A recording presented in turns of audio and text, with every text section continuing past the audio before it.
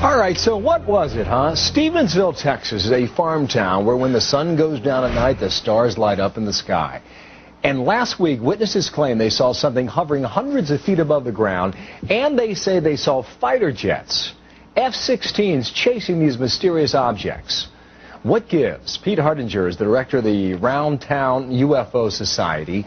He's in Circleville, Ohio. Sir, good morning to you.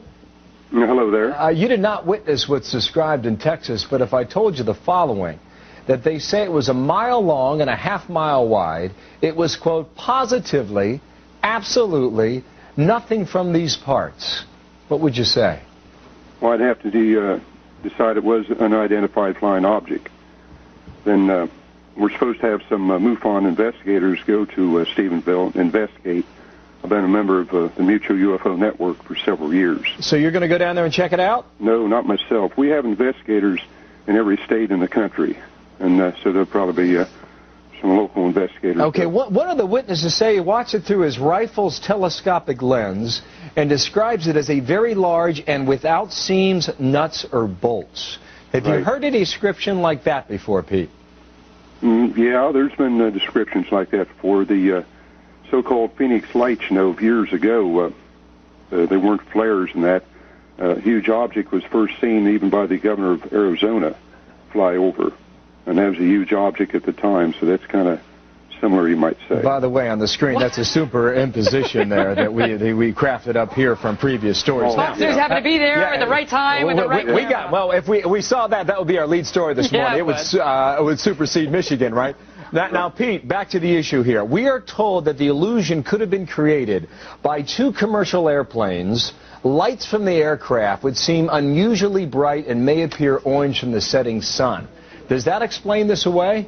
It doesn't to me, but what will help is when the Mutual UFO Network investigators go and check it out, just like they did the O'Hare Airport deal November of 2006.